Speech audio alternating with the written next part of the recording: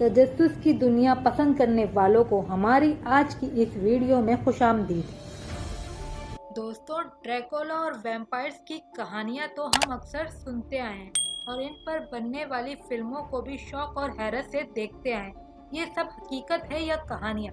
اس بارے میں آپ کو چند حقائق سے روشناس کراتے ہیں۔ چلیے آپ کو تاریخ کے اس دور کا ایک مختصر دورہ کرواتے ہیں جب خلافت عثمانیہ دنیا کی سب سے طاقتور سلطنت تھی۔ شروعات ہوتی ہے اس وقت سے جب محمد الفتح نے مشرقی یورپ کو فتح کرنا شروع کیا۔ انہیں تاریخ میں محمد دوئم کے نام سے بھی جانا جاتا ہے۔ اس وقت ولاشیا جو حالیہ رومانیہ کا حصہ ہے، ہنگری اور خلافت عثمانیہ کے درمیان واقع تھا، لیکن سالانہ تہوار کے دوران عثمانی ان کے معاملات میں دخل اندازی نہیں کرتے تھے۔ ولاشیا اس وقت بہت کمزور تھا۔ خود کو ٹرانسلوینیا کے قہر سے بچانے کے لیے یا تو اسے خلافت عثمانیہ کا حصہ بننا تھا یا پھر ہنگری سے جڑنا تھا۔ محمد الفتح نے آفر کی کہ اگر ولاشیا کے حاکم ولاد دوئم کے دونوں بیٹے وفاداری کو ظاہر کرنے کے لیے عثمانیوں کے پاس رہتے ہیں تو عثمانی ٹرانسلوینیا سے ولاشیا کی حفاظت کریں گے۔ ولاد دوم نے فوراً ہی خلافت عثمانیہ کے سلطان کی یہ آفر قبول کر لی۔ اس طرح ولاشیا کے حاکم کے دونوں بیٹے ولاد سویم اور راڈو نے مسلم دنیا کے مرکز میں اپنی تعلیم کا آغاز کیا۔ دونوں شہزادوں نے جدید تعلیم کے ساتھ قرآن پاک کی تعلیم بھی حاصل کی۔ راڈو نے اسلام قبول کر لیا تھا جبکہ ولاد سویم نے ایسا نہ کیا۔ تعلیم مکمل ہونے کے بعد عثمانیوں نے فیصلہ کیا کہ وہ کسی مسلمان کو عیسائیوں پر حکومت کے لیے نہیں بھیج سکتے، اس لیے انہوں نے ولاد سویم کو واپس ولاشیا پہ حکومت کے لیے بھیجا۔ آج ہم ولاد سویم کو ہی ڈریکولا کے نام سے جانتے ہیں۔ ڈریکولا کے لفظی معنی ڈریکول کا بیٹا ہے، یعنی شیطان یا ڈریگن کا بیٹا۔ جب ولاد سویم کے والد ولاد دوئم آرڈر آف ڈریگن نامی تنظیم کے ممبر بنے تو انہیں ولاد ڈریکول کا نام دیا گیا، جس کا مطلب ولاد ڈریگن یا ولاد شیطان کا تھا۔ دوستوں، آرڈر آف ڈریگن تنظیم کو یورپ میں خلافت عثمانیہ کے پھیلاؤ کو روکنے کے لیے بنایا گیا تھا۔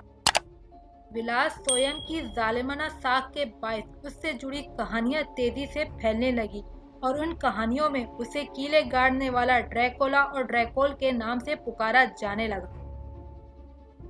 آپ سوچ رہے ہوں گے کہ ایک نوجوان شہزادے کو اتنے خطرناک ٹائٹل کیوں ملے، تو سنیے، جب عثمانیوں نے ولاد کو ولاشیا واپس بھیجا تو اس نے عثمانیوں سے غداری کا انتہائی خوفناک طریقہ اپنایا۔ جب محمد دوم نے ولاد سے خراج تحسین لینے کی درخواست کے لیے اپنے قاصد بھیجے تو اس نے انکار کر دیا اور قاصدوں کو حکم دیا کہ وہ اس کے سامنے اپنے سر سے پگڑیاں اتار دیں۔ مسلم قاصدوں کا ماننا تھا کہ ایسا کرنا صرف اور صرف اللہ کے سامنے جائز ہے، اس لیے انہوں نے انکار کر دیا۔ جب قاصدوں نے پگڑیاں اتارنے سے انکار کر دیا تو ولاد نے حکم دیا کہ ان کی پگڑیاں ان کے سروں میں کیلوں کے ذریعے ٹھوک دی جائیں۔ یہ حکم خلافت عثمانیہ کے خلاف کھلم کھلا اعلان جنگ تھا۔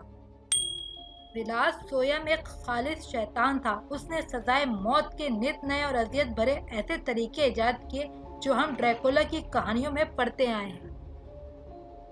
عثمانوی قاصدوں کے قتل کے بعد سلطان محمد دوئم نے نیکوپولس کے حاکم حمزہ پاشا کو ولاد سویم کو ختم کرنے یا اس سے امن کی بات کرنے کی غرض سے بھیجا۔ ولاد سویم کے آدمیوں نے راستے میں ہی گھات لگا کے حمزہ پاشا کو اس کے 20,000 ساتھیوں سمیت موت کے گھاٹ اتار دیا۔ ان میں سے کوئی بھی زندہ نہ بچ سکا۔ اس کے بعد عثمانوی فوج نے ڈریکولا کا مقابلہ کیا، یہاں تک کہ اس کے اپنے سگے بھائی راڈو نے بھی اس کا سامنا کیا۔ اس کی ڈراؤنی اور خوفناک خصلت کے باعث عیسائیوں نے اس جنگ میں ولاد سویم کا ساتھ چھوڑ دیا، جس کے بعد ولاد سویم کو پہاڑوں میں چھپنا پڑا، لیکن اس کے بعد وہ گرفتار ہو گیا۔ راڈو نے اسے زندان میں ڈال دیا، لیکن راڈو کی موت کے بعد اسے چھڑوا دیا گیا۔ آخرکار 1476 میں سلطان محمد دوم کی فوج نے اس ڈریکولا کو اس کی فوج سمیت جہنم واصل کیا۔ ولاد سویم عرف ڈریکولا کا سر دھڑ سے الگ کر کے استنبول کے دروازے پہ لٹکا دیا۔ دوستوں، کہا جاتا ہے کہ برام اسٹوکر نے اپنے ناول ڈریکولا کا خیالی کردار ولاد سویم کو مد نظر رکھتے ہی تخلیق کیا تھا۔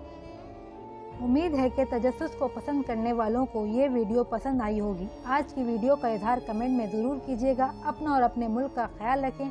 اگلی ویڈیو تک ہمیں اجازت دیں۔ اللہ حافظ۔